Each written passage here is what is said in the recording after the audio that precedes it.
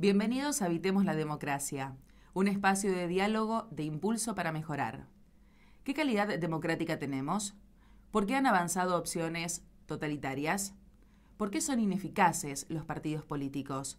¿Por qué crece la desconfianza y el descrédito hacia la dirigencia? Estas y otras preguntas intentaremos responder en cada episodio, conectando con diversos actores de la sociedad interesados en el devenir social, buscando contribuir a la construcción de una democracia sólida y fuerte, que nos incluya a todos y aborde todos los temas. Acompáñanos a debatir y reflexionar sobre una democracia que, lejos de estar despoblada, esté habitada por todos y todas. Espacio producido por Impulso para Mejorar, conducido por Fabián Peralta.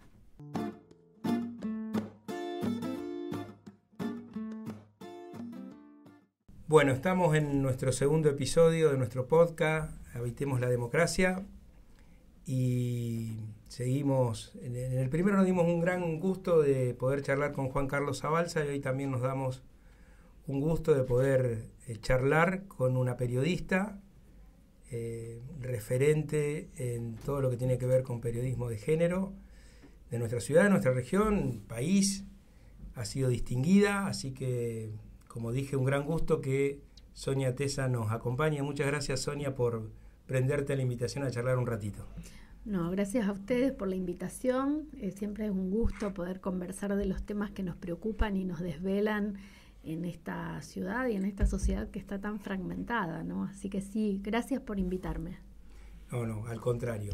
Vos sabés que yo me tomé algún trabajo de escucharte algunos otros reportajes, y más allá de que vayamos yendo y viniendo en la historia y hablando de cuestiones personales, pero que siempre están enmarcadas en lo social, en lo que nos pasa como ciudad, como provincia, como país. Quiero arrancar por algo que te escuché decir y que me importa que puedas profundizar. Vos contás que de chica, por la profesión de tu viejo, que era docente y director de escuela, y vivía en la escuela, terminaste viviendo en un barrio muy humilde y conviviendo con chicos y chicas humildes, que eso te marcó, crees vos, mucho, y creo que dijiste textual algo así como que te resulta imposible ver la injusticia ajena sin padecerla, te diría, y obrar en consecuencia de ese padecimiento. Contame esa etapa de tu vida.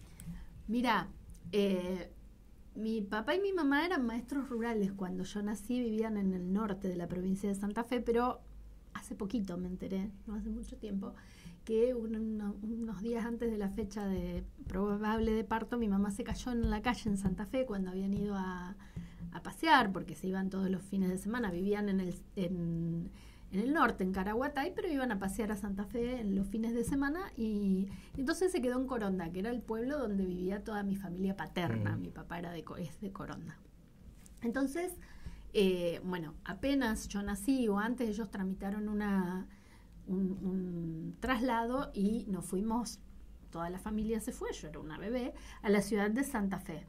Y ahí hicimos un periplo por distintas escuelas. Yo no tengo casi recuerdos de la primera, que es la 1109, que es la escuela de Villa Yapeyú. Ajá. De esa era muy chiquita, pero en el año 76, esa era una escuela que mi papá estaba como organizador. Y en el año 76 es obligado, digamos, a cambiar de institución, porque esa institución, que era una institución como de avanzada pedagógicamente, deja de tener esas características. Claro, ¿no? todo lo que es de avanzado claro. Dejaba de ser. Y entonces a mi papá lo trasladan a la escuela 1111, que está en Santa Rosa de Lima. Uh-huh. Yo de ahí tengo recuerdos muy nítidos, más allá de que, por supuesto, cuando llego a la escuela yo ya estaba alfabetizada, hija de docente, una casa llena de libros. ¿Vos tenés dos barrio. hermanos, hermanas? En ese momento tenía una sola, porque mi hermano menor tiene 8 años menos que yo. Sos la hermana mayor. Del medio. No, yo soy la mayor. La mayor. Mi hermana que me sigue tiene 2 años menos, ella es profesora de yoga, por ahí su actividad no es tan pública, y mi hermano más chico es guitarrista, director de una orquesta de tango, así que él también es muy, muy pública su actividad como la mía. Y para mí es un gran guitarrista, no se lo pierdan, Martín Tesa. Y bueno, entonces yo de esa época, de ponerle entre los 6 años y los 10 que vivimos ahí, tengo unos recuerdos muy nítidos, porque es una época de tu vida donde, bueno, todo es muy nítido. Me acuerdo de los ranchos que estaban enfrente de la escuela. La escuela, por supuesto, era de material, estaba en un terreno que estaba elevado respecto del resto, pero me acuerdo de una gran inundación en el barrio Santa Rosa de Lima, que en la ciudad de Santa Fe es un barrio muy caracterizado, un barrio popular. Me acuerdo el otro día se reían porque me acuerdo de los domingos a la tardecita cuando venían los muchachos de Colón con los bombos. Entonces yo, viste ahí el sabalero, toda esta cuestión, porque bueno, era como parte de la vida y de la idiosincrasia de ese barrio. Y me acuerdo mucho, tengo como recuerdos muy nítidos, ¿no? Vos te haces amiguitos en esa época, jugás. Y me acuerdo mucho de una casa muy humilde, era un rancho de chapa que había bien enfrente de la escuela, donde vivían como 15 personas en un lugar muy pequeño, y uno de los hijos era un nene discapacitado. De toda esa situación de tanta privación, no solo, por supuesto que sobre todo económica, de derechos, ¿no? Pero este pibito discapacitado, el que yo lo recuerdo como sin ninguna asistencia, medio arreglándosela solo. Claro. Tengo todos esos recuerdos que yo tengo ya más de 50 años y todavía me acompañan. Entonces a veces cuando se escuchan muchas cosas, sobre todo en este momento que está tan profundizada la cuestión de que el que la pasa mal porque quiere, digamos, a mí me cuesta mucho escuchar esas cosas, porque uno ha vivido esa situación, ¿no? De pasarla muy mal porque no hay forma de pasarla mejor, porque la vida es muy dura en esos lugares. Yo creo que a mí eso me dio una mirada sobre la vida. No, yo nunca más viví ahí. O sea, yo además no era una más. Nunca fui una más. Yo era la hija del director. En mi casa había cosas garantizadas. No era una de las niñas que estaban ahí viviendo y durmiendo en un lugar con techo de chapa. Te permitió ver esa realidad con nombre y apellido, con historias reales. Y entonces me parece que siempre a partir de ahí cultivé y trato de hacerlo como una... A mí no me gusta mucho la palabra empatía, porque me parece que es una palabra que bueno, pero sí una comprensión de que las personas, aparte es tan circunstancial que yo haya nacido en la casa que nací y alguien haya nacido en una casa donde, o sea, hay toda una historia de opresión, por supuesto, pero después, ¿en qué lugar te toca nacer? Es prácticamente casual, digamos. Sí. Entonces, y determinante. Entonces yo trato generalmente de hacer honor a esa infancia, porque en esa infancia creo que ahí armé como una visión del mundo. Y viste, hay una frase ya muy usada de Alejandra Pizarnik que dice que una mirada desde la alcantarilla puede ser una visión del mundo. Bueno, yo trato de mirar el mundo desde ahí, digamos. ¿Qué, en este momento que hay tanta gente pasando hambre, ¿en qué otra cosa podés pensar, digamos? ¿Qué otra cosa se te puede ocurrir más importante que pensar que hay gente que no está accediendo al alimento? Sí, bueno, eso también creo yo te llevo algunos años a vos. Yo empecé a militar en el 83-84 en distintos planos, no solo partidario. Y la verdad que en ese momento, si a mí me hubieran preguntado cómo me imaginaba el país 40 años después, jamás hubiera descrito la realidad social, económica que tenemos hoy. En ese momento uno pensaba que con el solo correr de la democracia, con el solo transcurrir, se iba a ir decantando los dirigentes, se iba a ir mejorando, y eso solo, ese famoso de Alfonsín, con la democracia se come, se educa y se cura, muchos realmente lo creíamos, que solo, obviamente con ingenuidad, pero tomando esto que vos decías, de que en qué cosas se puede pensar hoy, más allá de lo que a uno lo pueda estar acuciando en términos sociales, que no sean los números que dan de pobreza, sobre todo en niños, de indigencia. ¿por qué te parece que nuestra dirigencia en general, la política, pero la dirigencia en general, puede o podemos convivir con esa realidad sin abocarnos de lleno a tratar de solucionarla o de plantearla o de diagnosticarla, porque tampoco creo que sea una cuestión solo de voluntad? ¿Qué nos pasó ahí? Bueno, yo también recuerdo al Alfonsín con la democracia se come, se cura y se educa, o se educa y se cura. Y yo pienso que lo que no nos imaginábamos, y creo que Alfonsín tampoco, eran los tremendos poderes que había en juego. Digo, no es que Alfonsín fuera ingenuo, era un político de fuste, ¿no? Pero me parece que no nos imaginamos, quienes nacimos a la política, yo era muy chica, tenía 14 años en el 84, pero como que yo hoy lo miro retrospectivamente y veo, por supuesto que es más complejo, pero voy a decir una cosa medio sintética o esquemática. Veo que nuestra democracia ha ido entre el polo de la ampliación y el de la reducción de derechos. Lo que no hemos encontrado, evidentemente, es la posibilidad de que la ampliación de derechos, que la hemos tenido y mucho, porque esta no es la sociedad de hace 40 años, sea también una ampliación de derechos sociales, de derechos económicos. Y me parece que ahí quizás hemos de algún modo subestimado la fuerza del enemigo, ¿no? Creo, porque la primera postura de Alfonsín, el primer plan de Alfonsín fracasa, y ahí hubo factores de poder trabajando activamente para su fracaso. Luego viene todo ese plan privatizador, que era un plan regional, digamos, no es que solo a Argentina le pasó, pero todo ese plan de desguace del Estado que encarnó Menem y que contó durante los primeros años con mucha aceptación social. Yo lo vengo diciendo hace bastante, quizás me equivoque, pero nosotros la primera manifestación importante que le pudimos hacer a Menem en contra fue la Marcha Federal en 1994, llevaba 5 años de gobierno. Sí, incluso gana la reelección después. Incluso cuando se presenta ya, cuando termina electo Néstor, sigue sacando un 23% de los votos después de ya la catástrofe a la vista.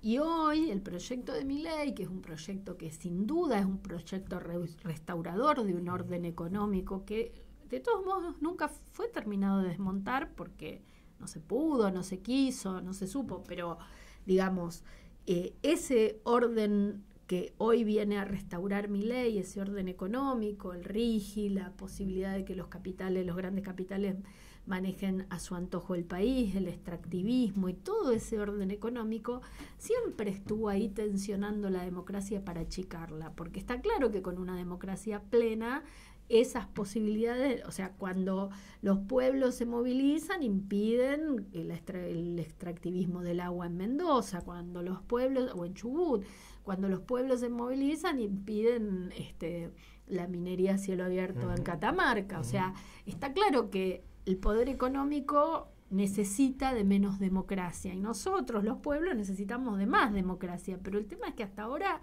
no hemos podido, y quizás yo creo que el conflicto es inherente a cualquier sociedad, pero que en esos conflictos nos hemos ido desgastando y después hubo, por supuesto, de todos los gobiernos de tinte más popular, errores, algunos muy grandes, que te dejan un poco en las fauces del león, pero lo que siempre estuvo fue el poder económico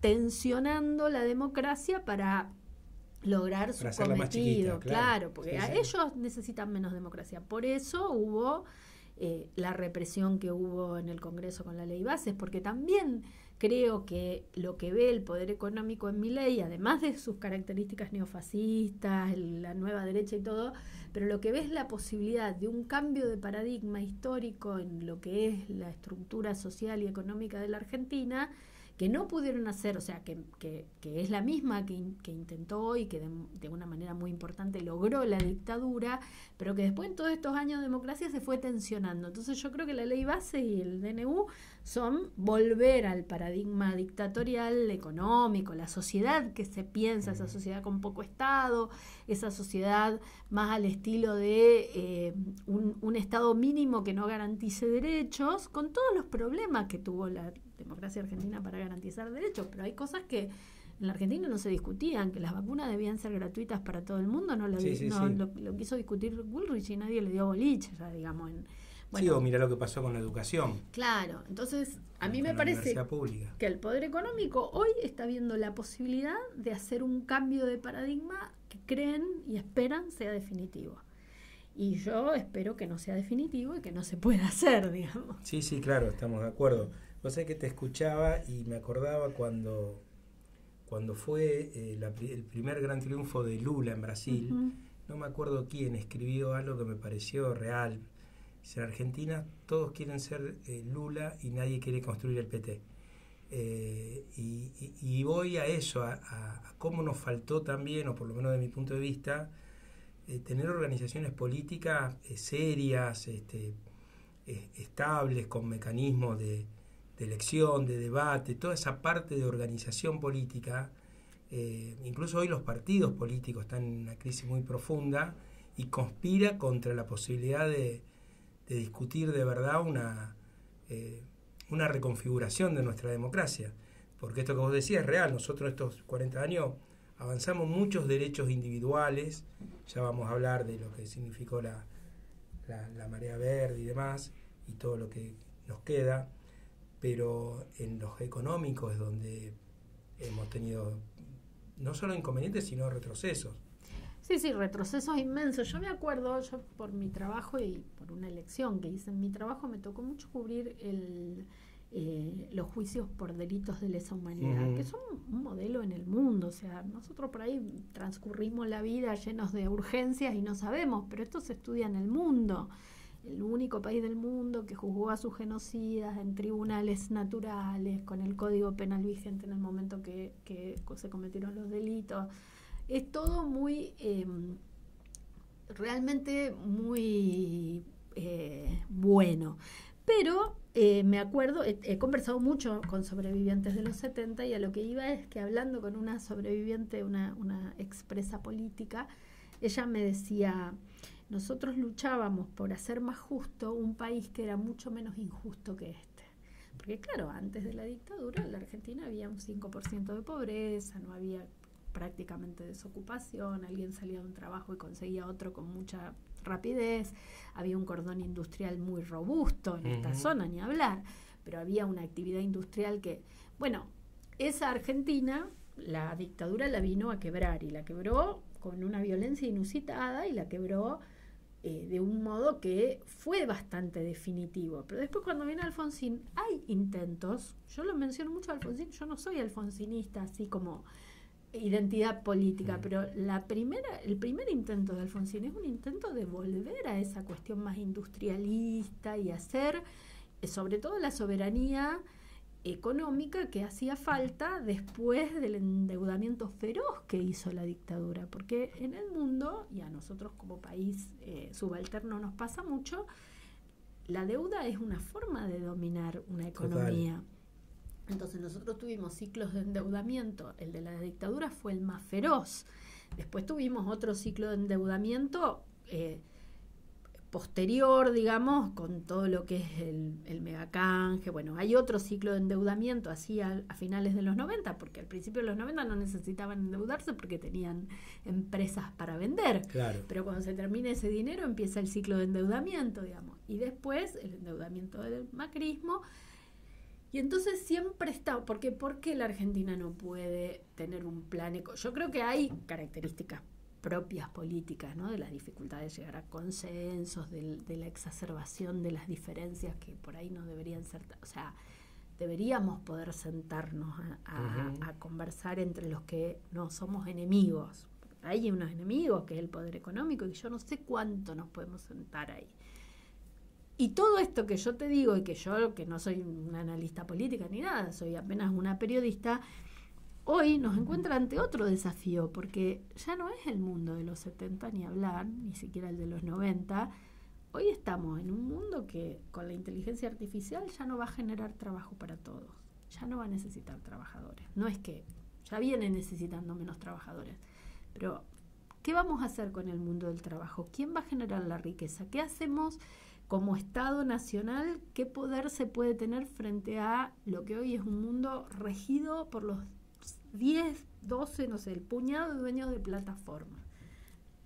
Yo cito mucho a Yanis Varoufakis, que escribió un libro que se llama Tecnofeudalismo, que dice que hoy productores y consumidores son vasallos de los dueños de las plataformas. Claro. Entonces, bueno, qué sé yo, son las cosas en las que yo pienso, no es que... Pero si vos me preguntás, yo digo, los desafíos de la democracia hoy capaz que sean mucho mayores que en los 80, que en los 90, y todos esos desafíos los fuimos afrontando como pudimos. En lo que nos gana el poder es en hacernos creer que todo fue derrota.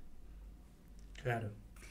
Sí, también pienso en cómo yo creo que otro triunfo del poder real del país es impedir algunas instancias de diálogo, de consenso, porque eso es visto como casi como espurio, cuando a mayor desafío, más elasticidad en los consensos deberíamos tener, porque en democracia el único poder que existe es el poder democrático, y el poder democrático es sumando voluntades, no hay otra manera. Y pienso eso como, y ahí también juegan un poco algunos periodistas y sobre todo los medios como tal, cómo fueron instalando esto de la grieta, donde votar algo con alguien que supuestamente piensa distinto parece una especie de traición a la patria, y cómo quedamos entrampados en esa situación que es lo contrario a lo que debería implicar la democracia, que es mesa de diálogo, de consenso, de acuerdos, y que hoy estamos lejos de eso. Y fíjate cómo cuando el poder económico necesita una ley, no trepidan en regalar embajadas, negociar cargos directivos en empresas públicas. O sea, está claro que el consenso político solamente es espurio si es de un lado. Correcto. Del otro lado está todo permitido.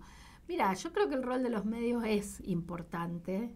A mí lo que más me asusta ya desde hace más de 20 años es la instalación de un pensamiento económico único. Solamente, o sea, esta idea de que lo que hay que hacer en economía es el ajuste, es una idea que se viene trabajando desde hace 20 años. Yo no digo que las cuentas no tengan que cerrar, no soy tonta de que... Pero digo, esta idea de que hay una sola solución para los problemas. Después aparece un tipo que tiene... No es uno solo, pero yo lo voy a encarnar en uno porque es el que tiene mucha visibilidad. Que insiste en que el problema es pagar la deuda, como es Alejandro Berkovich, y todos los leones le saltan a la cara diciéndole, no, ¿cómo vas a plantear eso? Pero realmente, digamos, ¿por qué pensamos que la única solución para la Argentina es seguir esa receta que ha fracasado tantas veces? ¿Cómo puede? O sea, a mí que me desvela como periodista de una determinada ideología, porque todos la tenemos, me desvela que hoy en la Argentina vuelvan a tomar preponderancia como los salvadores personas que nos llevaron a la ruina. Digo, Caputo, Sturzenegger. Sí, y mismos nombres y apellidos. Y otra cosa pensaba mientras te escuchaba, el tema de déficit cero, que yo creo que todos podemos acordar, siempre se aborda desde una variable, que es el gasto, nunca de los ingresos del Estado. Y nunca de los ingresos que deberían pagar, porque vos fíjate, bajamos el impuesto de los bienes personales, lo bajamos a alícuotas que son increíbles, o sea, el impuesto a los bienes personales y el impuesto a la riqueza, o sea, el impuesto a los bienes personales impuesto progresivo. También es cierto, digo, lo baja la ley base, no lo bajo yo. También es cierto que estás en un mundo tan complejo donde Galperín dice, vos me querés cobrar impuestos, yo me voy a vivir a Uruguay y no te pago nada. Porque estamos en un mundo donde los estados nacionales están perdiendo poder. Eso que podía ser un estado en los años 50, 60, 70, 80, ponele, hoy ya tiene mucha menos margen para hacerlo, porque el poder transnacional, las plataformas, que son como el gran poder de este mundo. Y cuando yo digo las plataformas, estoy hablando de Uber, de Google, de Pedidos Ya. Estoy hablando de empresas muy concretas que no tienen domicilios fiscales, que no tributan en ningún país, que se llevan un montón de plata del trabajo de gente muy precarizada, porque el que va en bicicleta por Avenida Pellegrini le está tributando el 30%, creo, de lo que gana a Pedidos Ya, que no sabemos a qué está. ¿Dónde llega eso? ¿A dónde queda? Eso queda en asientos contables que no tributan impuestos. Y sin embargo, el pibe que va con su bicicleta o con su moto, o la piba con Pedidos Ya, le está dejando la parte del león a ellos. Y el Estado se queda sin nada. Y esa persona está poniendo su cuerpo, su vehículo, Estamos en una etapa de un capitalismo ya demasiado salvaje. Y fíjate que hoy por hoy el factor de poder real que más se opone a Mercado Pago, por ejemplo, son los propios bancos. Y claro, porque les vino a complicar el negocio. Claro. Te cambio de tema. Para aquel o aquella que nos pueda estar escuchando que por ahí no sabe, describime Rodolfo Wolf, que sé que fue tu inspiración para decidirte a estudiar comunicación. Bueno, yo desde que soy muy chica me gusta mucho leer. Entonces, Rodolfo Walsh primero fue un escritor, escribió unos volúmenes de cuentos, 1 kilo de oro, Variaciones en rojo, pero un escritor más bien gorila, él dice que era más bien gorila, antiperonista, que transcurría su vida en la decisión de hacer libros interesantes y los hizo, y vaya si los hizo. Y un día estaba jugando al ajedrez en un bar y viene alguien y le dice, acá hay un fusilado que vive, y él conoce a Juan Carlos Libraga. Juan Carlos Libraga es una persona que fue víctima de los fusilamientos de José León Juárez el 9 de junio de 1956, poquitos meses después del golpe de Estado del 16 de septiembre del 55.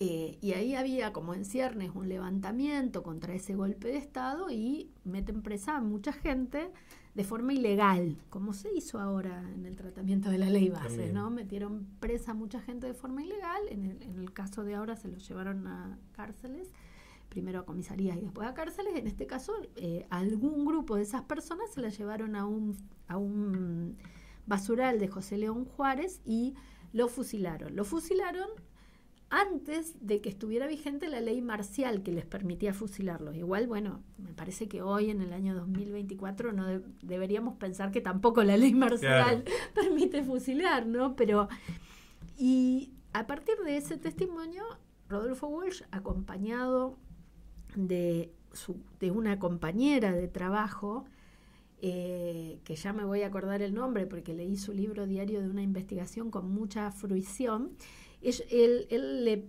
propone a una chica que trabajaba con él en la editorial Leoplan, creo que se llamaba la revista donde trabajaban, le propone hacer la investigación juntos. Y se van por todos los barrios, Enriqueta Muñiz, así se llamaba ella, Enriqueta Muñiz.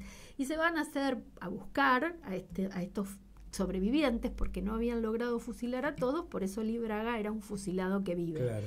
Hacen una investigación muy exhaustiva y Walsh escribe Operación Masacre. Y cuando escribe Operación Masacre, que para mí es un libro, no sé, yo creo que debería ser de lectura obligatoria, ¿no? No hay posibilidad de ser argentino y no leer ese libro. Él hace una cosa muy monumental porque es un escritor extraordinario y toma una investigación de forma extraordinaria y devela los mecanismos dictatoriales y ese libro, mira, y esto lo voy a enganchar con mi feminismo, tiene una dedicatoria que dice Enriqueta Muñiz, nada más. Y claro, y ¿por qué se lo dedica a ella? Se lo dedica a ella porque ella trabajó la investigación junto. Él escribe el libro, pero la investigación la hace con él. Se podría haber puesto investigaciones. Claro. Solo se lo dedica. Bueno, él escribe eso y empieza a virar su posición política. Y se hace peronista, y además de hacerse peronista, en la Argentina no tendremos el Partido de los Trabajadores, que tampoco hay que idealizarlo, porque viste que con el gobierno de Lula se partió en 1000 pedazos, se fue Marina Silva se fue a otro lugar, hubo muchos, pero bueno, no tenemos el Partido de los Trabajadores, pero tenemos el Partido Justicialista con toda su enorme cantidad de contradicciones, y entonces Walsh se hace peronista, colabora muy activamente con lo que es la CGT de los argentinos, que es una formación que se enfrenta a la CGT oficial, sí. Todo eso en los años 60, 70, se incorpora en Montoneros, llega a ser jefe de inteligencia de Montoneros, hace unos documentos de autocrítica de Montoneros en los años, ya cuando está empezando la dictadura, planteando que la militarización era lo que llevaba a la derrota a este proyecto que era político y no militar, pero la cúpula lo había militarizado. Son todos debates que hoy, en el estado de las cosas en la Argentina, son muy difíciles de dar, pero yo creo que hay una parte de lo que nos está pasando que tiene que ver con no haber dado los debates de lo que pasó antes de la dictadura. Entonces, bueno, Walsh hace estos documentos de autocrítica y hace algo que no es la razón. A él no lo asesinan por la carta abierta de un escritor a la Junta Militar. A él lo asesinan y lo desaparecen y lo asesinan porque su cuerpo estuvo desaparecido. A él lo asesinan por todo su accionar, pero el último acto que hace es escribir la carta abierta de un escritor a la Junta Militar, que para mí, que una persona, está bien, era Rodolfo Walsh, en el medio crea la agencia de noticias clandestinas, Ancla, o sea, lo hace solo, no, lo hace en conjunto, ¿no? Porque él era parte de una organización política. Pero que alguien haya escrito esa carta en el año 1977, que él la distribuye cuando cumple un año de la dictadura, y luego, no sabemos, eso yo no lo sé, quizás quien lo haya investigado mejor, Facundo Pastor sacó un libro el año pasado que se llamó La Emboscada, que yo todavía no lo leí, pero él distribuye eso en los medios el 24 y el 25 lo secuestran. Si hubo ahí algún descuido por el cual o si hubo una cita envenenada, cosas que pasaban porque las personas eran torturadas para dar información. Entonces, como todo, ¿no? El Estado argentino, ante organizaciones insurreccionales que había en todo el mundo, pero seguro en toda América Latina, tuvo una respuesta que fue de represión ilegal. Todo esto a mí me parece que lo hemos elaborado menos de lo que... O sea, hemos elaborado bastante el terrorismo de Estado y un poco menos lo anterior. Hay muchos libros escritos, hay muchos historiadores que han dedicado su vida a eso, pero como sociedad me parece que nos ha costado un poco el matiz, digamos, de qué eran las organizaciones militares. ¿Por qué podemos decir que Montoneros era lo mismo que la Junta Militar? Obviamente mi respuesta es que no, pero... Claro. Bueno, entonces Rodolfo Walsh, quien es para mí es un intelectual que dejó su vida en función de un proyecto político, que no era un proyecto político personal, él no quería ser diputado, él quería un país que lo imaginaba distinto. Sí, un proyecto colectivo, claro. Y bueno, yo cuando era adolescente leía Operación Masacre, Quién mató a Rosendo, el caso Satanowski, o sea, creo que los libros que escribió, que yo los leí posteriormente, ¿no? Pero ya te digo, Un kilo de oro, Variaciones en rojo. Después tengo un libro que se llama El violento oficio de escribir, que es posterior, es una recopilación de sus crónicas en distintas revistas. Para mí era todo lo que yo quería hacer, pero esto es una cosa que le pasó al adolescente del comienzo de la democracia. Hoy sigo admirándolo con todo mi corazón porque me parece excepcional que haya existido. Pero bueno, también soy más consciente de que la época es otra. Sí, claramente. Y de esa joven que llegó a la universidad con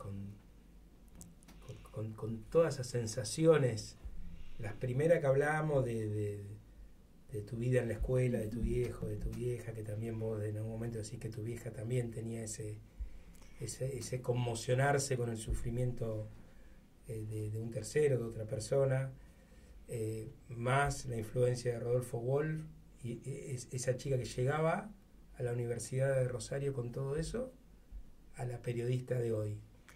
¿Cuánto de todo eso pasa y cuánto no? Mira, bueno, voy a decir algo sobre mi mamá porque ahora hace poquitos días se cumplieron 30 años de su muerte. Mi mamá murió muy joven. Ella era una persona, o sea, mi viejo siempre tuvo más, fue sindicalista, bueno, siempre tuvo más la lucha colectiva en un sentido por ahí más tradicional, pero mi mamá era de esas maestras que si había un chico que tenía un problema, hasta que no encontraba la forma, y mi mamá fue muchos años maestra de grado, muchos más años que mi papá, que rápidamente fue director, después fue directora de una escuela a la 63 durante varios años, y luego falleció de un aneurisma. Y yo creo que de mi vieja sí hay algo, ella decía que ella era como una hormiguita, que trabajaba así como una hormiguita. Y yo creo que saqué un poco eso de mi mamá, de que tengo la tenacidad de una hormiga, ¿viste? No voy a trasladar toda la hoja de golpe, pero que pedacito por pedacito me la voy a llevar. Que va a terminar trasladada así. Sí. Y bueno, y de aquella chica que entró a los 17, porque sí, a los 17 años allá en el anexo de Derecho, empecé a estudiar yo comunicación social. Ahora yo estoy muy agradecida a la vida, porque yo era hija de 2 maestros, en el fondo eran eso. Yo me acuerdo que en una época trabajaba en la radio y veía a mi alrededor quien venía de Fisherton, quien venía, y yo era hija de un maestro, ¿viste? Yo estoy muy agradecida a la vida porque siento que he tenido mucho más reconocimiento y posibilidades profesionales quizás de las que me hubiera imaginado. Y lo que queda, me parece que queda, qué sé yo, ahora me queda el fuego de decir, bueno, quiero que algunas cosas salgan bien, o sea, ya no me creo que el periodismo pueda cambiar el mundo, y en todo caso hay un periodismo que contribuye a hacerlo mucho peor. Hay cosas que ya no me creo porque me doy cuenta de que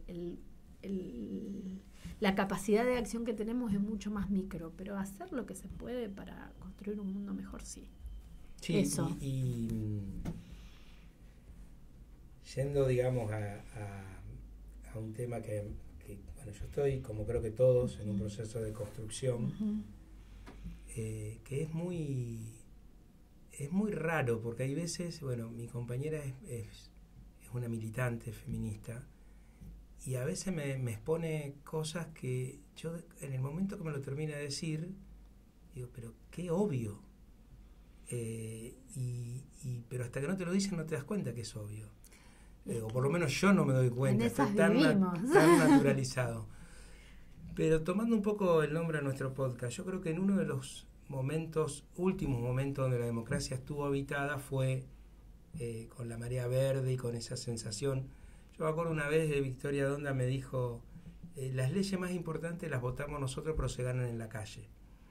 Y esa marea verde daba toda esa sensación, y daba la sensación de que no había límite para lo que quisieran las mujeres por esas horas, por esos días. Contame, o contanos eso, cómo vos te diste cuenta que había ahí una causa militante que hoy te llevan a ser un faro, porque toda causa feminista sabe que a través tuyo puede amplificar o una injusticia o un discurso o una situación o lo que fuera. ¿Cómo se dio ese proceso? Es que se dio un poco de casualidad. Yo ahí hubo toda una cuestión, ¿no? De ser criada en un hogar muy patriarcal, por supuesto, y de ver la injusticia muy de cerca, y mi mamá era, yo creo que ahora lo digo, ¿no? Era una feminista intuitiva, digamos. Ella intuía que la estaban perjudicando mucho. Y entonces, pero bueno, lo que yo diría es que que todo eso no fue magia, pero sí fue más casual de lo que parece. O sea, no es que yo empecé a hacer periodismo y dije, me voy a dedicar a estos temas. Pasó que empecé a hacer algunas notas sobre temas que tenían que ver, qué sé yo, a mí me conmovía mucho la cuestión de que una piba se muriera por hacerse un aborto clandestino. Eso era algo que yo no lo podía comprender, no me entraba en la cabeza que eso pudiera pasar. Entonces trabajaba ese tema, pero más movida por ese fuego realmente de decir esta injusticia no puede ocurrir, bastante tempranamente para lo que la sociedad estaba discutiendo. Y después, claro, las compañeras feministas, y yo siempre la menciono porque creo que le debo mucho a Liliana Paulucci, que ella hacía unos talleres de educación sexual. También yo encontré, revisando la otra vez los papeles que tengo de mis recortes de notas que le hice en 1993 a Lili Paulucci. Y Liliana Paulucci fue una militante feminista muy pionera de la ciudad. Y ella me parece que detectó en mí que había alguien con quien conversar, que le daba bolilla. En esa época, para que a una feminista le dieran bolilla en un diario era todo un problema. Y bueno, y entonces yo ahí empecé a armar viste, los periodistas y las periodistas trabajamos con fuentes. Empecé a armar una red de fuentes que después se hizo, o sea, así como una periodista que quiere hacer periodismo judicial, tiene que ir todos los días a los despachos de los jueces, de los fiscales y los secretarios a buscar información. Bueno, yo empecé a armar una red de fuentes sobre temas que en ese momento nadie encontraba como noticiable, pero bueno, yo de algún modo le encontraba la vuelta, digamos. Claro. Y bueno, y después ya vino en los años 2000 y algo muy que me marcó mucho fue que yo en el año 98 entré en el diario El Ciudadano a trabajar en la sección Ciudad como una periodista, y ahí con un grupo de compañeras que nos sentíamos un poco segregadas por los compañeros varones de la sección, impulsamos a hacer un suplemento que se llamó La Cazadora. Y en ese suplemento yo vi como con más nitidez que había toda una cantidad de temas. Hoy lo leo con bastante autocrítica, digamos, pero desde en ese momento estaba el conflicto en el puerto de Rosario, un conflicto gremial larguísimo que hubo. Entonces una de las compañeras hizo una entrevista con las mujeres que sostenían ese conflicto, sosteniendo a las familias, sosteniendo la posibilidad de los varones de estar llevando adelante un conflicto gremial. Hicimos algunas notas, no duró mucho, eso duró unos meses nomás, pero a mí me cambió mucho mi forma de pensar el periodismo, porque yo en ese momento no me especializaba en nada. Y después me di cuenta, y en el medio también me di cuenta de que el periodismo iba cambiando y que había que especializarse en algo. Claro. Y a mí estos temas me conmovían mucho y que entonces, bueno, eso como que se fue dando, no fue especulativo, pero bueno, yo entiendo cada vez más que... No, pero fuiste encontrando también tu lugar de alguna manera, se entiende. Y vos decías, te escuché eso también de La Cazadora, que después también vos empezaste a tener contacto con la gente de Página 12, cuando Página 12 era... Yo en ese momento como lector esperábamos mucho las tapas de Página 12, las columnas de los domingos, cuando no era Soriano, era Weinfeld, o era el propio Lanata, que se me fue el nombre del perro. Derbisky. Decían cosas que no decía nadie en ese momento.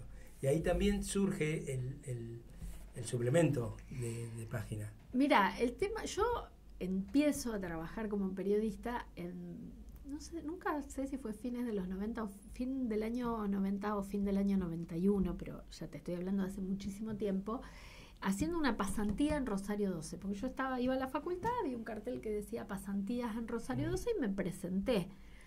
Me acuerdo, era muy hippie cuando era joven, eso tenía una pollera larga, me acuerdo que era rosada, muy hippie. Me fui a la entrevista con la Nata y Feldman, claro. Y llevé unas propuestas de nota, qué sé yo no sé qué habrán evaluado ellos, pero yo sé que mi nombre era el último de la lista de 8. Y bueno, y entonces hice ahí una pasantía, y después me fui quedando haciendo la cartelera, o sea, eso era lo que me daba, lo que sabía hacer era para hacer la cartelera de Rosario 12, pero que es un lugar que hay que hacer todos los días en el diario. Y después empecé a escribir notas, y después escribí un tiempo en Cultura, después escribí en Sociedad, y entonces yo trabajé muchos años en Rosario 12. En el año 96 hay toda una reestructuración y yo quedo afuera, y vuelvo en el 2002 porque, bueno, en el 2001 me había quedado sin ningún trabajo y vuelvo a colaborar en Rosario 12, pero yo ya había trabajado casi 6 años. Y cuando vuelvo a colaborar en Rosario 12, empiezo a escribir notas. Me acuerdo la primera que escribí se llamaba así, La salud de los bancarios se perdió en el corralito, o sea que fue por ahí, por enero del 2002. Todavía la cuestión de género estaba presente, pero no era que, yo igual ahora tampoco es de lo único que escribo, pero sí puedo elegir los temas, las fuentes que tengo. Y entonces, en el año 2003, se hace el Encuentro Nacional de Mujeres, se llamaba así, acá. Y viene Marta Dillon. Yo estaba cubriendo para Rosario 12, digamos. Yo era colaboradora de Rosario 12, externa en ese momento. Y la conozco a Marta, y con Marta enseguida hubo, yo no voy a decir una sintonía, ahora es mi amiga, pero en ese momento yo la admiraba, porque yo leía Las 12. Claro. Era un suplemento que había empezado a salir en el 97 y que nos rompió a todas la cabeza, porque traía unas notas que estaban buenísimas y porque planteaba temas que nadie planteaba, hablaba de lesbianismo, hablaba de aborto, hablaba de trabajo sexual. Claro, hace casi 30 años. Claro, y entonces la conozco a Marta y en esos 3 o 4 días del encuentro tuvimos mucha sintonía en ese momento, no me acuerdo, yo ya le había hecho algunas notas a Sandra Cabrera, que después fue asesinada. Ajá, sí, claro. Y Sandra nos invitó al festejo de 1 año de AMAR, que era el sindicato de la Asociación de Mujeres Meretrices de la Argentina, y fuimos con Marta, y fue como algo más amistoso, y Marta me dijo, si querés escribir, y a los pocos meses fue que Fernando Bondesío sacó una circular, no prohibiendo, sino obligando a los médicos que denunciaran a las mujeres que llegaban con abortos incompletos, con abortos realizados de forma, que era la forma en que en ese momento las mujeres abortaban, ¿no? Que iban a alguien que les empezaba un proceso, que les ponía una sonda y después terminaban muchas veces con infecciones en el hospital que muchas veces eran letales. Y en la provincia había habido ya un antecedente, no me quiero ir muy por las ramas, pero te digo, Bondesío saca esa circular que ahora retrospectivamente la veo bien como una respuesta a lo que fue el Encuentro Nacional de Mujeres, la campaña por en ese momento no la campaña, la Asamblea por el Derecho al Aborto, los pañuelos verdes que en ese momento se usaron por primera vez. Bondesío saca esa circular que obliga a todos los médicos a denunciar.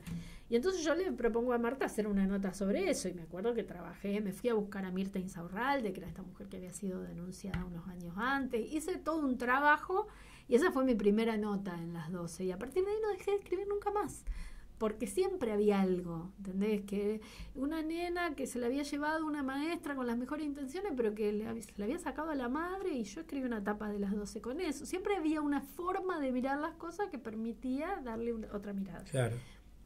Y bueno, y todavía sigo escribiendo ahí.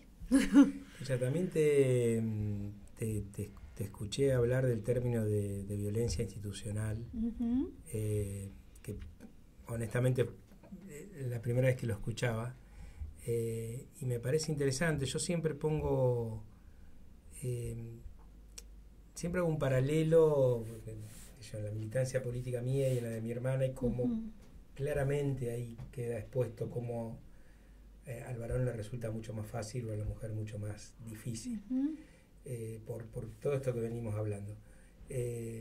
Pero desarrollame un poco el concepto de violencia institucional y de cómo pensás vos que se va a seguir dando esta disputa ideológica, cultural, porque cuando uno lo piensa en frío es imposible hablar de una sociedad. La sociedad es injusta por una cantidad de motivos. Pero la injusticia entre varón y mujer en cualquiera de los planos que uno pueda tomar, al azar cualquiera, no vamos a poder hablar nunca de una sociedad justa o vivible si no resolvemos esa inequidad, digamos, esas varas tan distintas para medir iguales situaciones, sean protagonizadas por hombre o por mujer. Claro, mira, como que la violencia institucional tiene muchas aristas. Hay una arista que es el Estado contra cualquier ciudadano o ciudadana. A mí me parece que es interesante pensar que la diferencia sexual, como le dijeron las teóricas hacia allá de la segunda ola en Estados Unidos, que hoy podríamos decir, bueno, no importa cómo la vamos a determinar, ¿no? Pero es tan estructurante de este sistema sociopolítico cultural en el que vivimos, que basta que haya una ola feminista para que venga, como pasó también en Estados Unidos en los 70 con Reagan, para que venga una respuesta conservadora como es la que hoy se está viviendo en el mundo. Y vos me podés decir, bueno, pero en Europa tiene más que ver con la inmigración. Es cierto, pero en cuanto el movimiento feminista de mujeres y diversidades cuestiona el trabajo gratuito que sostiene este sistema económico, que es el trabajo de cuidado, porque si los patrones es un término un poco antiguo, ahora que los dueños de las plataformas son los dueños de nuestras vidas, ¿no? Pero si se tuviera que pagar el trabajo gratuito que hacen millones de mujeres en el mundo, sobre todo mujeres, algunos varones, pero este sistema colapsaría. Entonces, me parece que es tan estructurante esa diferencia y la necesidad que tiene este sistema económico, social, político, de disponer de los cuerpos de las mujeres para la satisfacción sexual de los varones. Pero digo, esto no es una guerra de varones y mujeres, esto es un sistema, porque tampoco me gusta terminar planteando esto en términos de vos tenés lo que a mí me corresponde. Esto es un sistema que se organiza así, y que las mujeres negras de Estados Unidos ya nos explicaron muy tempranamente que un varón negro es más oprimido que una mujer blanca de la élite. Eso lo sabemos.